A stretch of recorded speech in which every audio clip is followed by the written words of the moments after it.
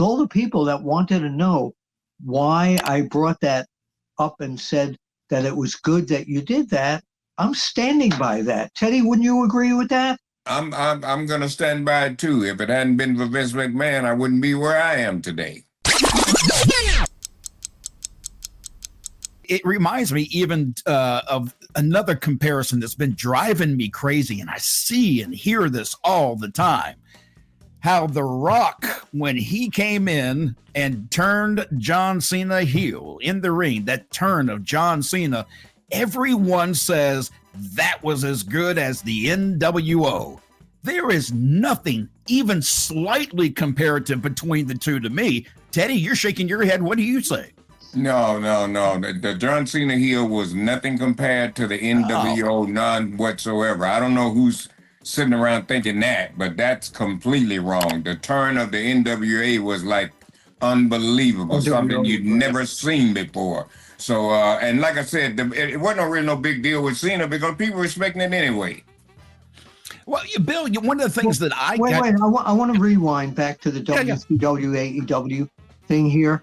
Is that WCW, the business people didn't want that show on the air anymore. Right.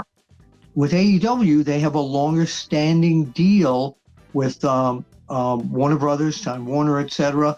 So to be on longer than Nitro is all business and contractually. It's great that it's still on. I mean, it's giving more people places to work, of course, and giving international wrestlers a chance to showcase themselves on that show too. And regarding the NWO, hey, yo, it was nothing like it before it, and there's never going to be anything like it afterwards. John Cena's turn, Teddy, with all due respect, I didn't see that coming, but to compare that with the NWO, you cannot compare anything with that faction of the NWO. That was the greatest era of heels that the fans loved in the whole business. Well, I also feel that you can't compare the two, mainly because the NWO, when Hogan turned, they put their pedal down to the metal and they ran with that story. When John Cena turned with The Rock, they kind of just stopped right there. And it was the end of that story almost. It's like they just completely forgot about the big heel turn. And The Rock, as he even said himself, personally said he just wanted to fade back into the background and let John Cena enjoy his 17th title run. But Cena's still, playing the heel there, but he's there for a limited. But it's not a stable anymore, though. You don't have The Rock working with him, though. See what I'm saying? You can't compare the NWO to what John Cena did because there aren't no members that are actually talking and working together at this point. Travis Scott. Yeah. Or Travis Tritt, if you'd rather have Travis Tritt. Here's what I want to ask the two of you, okay? And I know we don't have this down here, and you probably discussed it on the show. I wasn't there.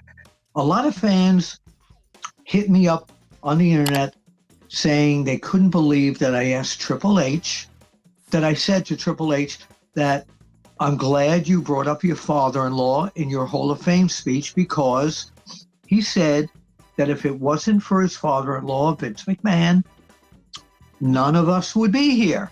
And I said, he's right. Yep. I got killed on the internet for saying that at the press conference. I couldn't believe it, but it's right because there's two Vince McMahons. Yes. There's the personal Vince that we don't want to talk about and we don't want to know anything about with all this legal stuff that's going on. But then there's the business Vince that, along with Hulk Hogan at the beginning, back in the 80s, created sports entertainment and gave a life to so many people. So to all the people that wanted to know why I brought that up and said that it was good that you did that, I'm standing by that. Teddy, wouldn't you agree with that? I'm gonna stand by it too. If it hadn't been for Vince McMahon, I wouldn't be where I am today. Yep. And we did talk about this last week on the show. We actually, it was either this show or Road Trip After Hours.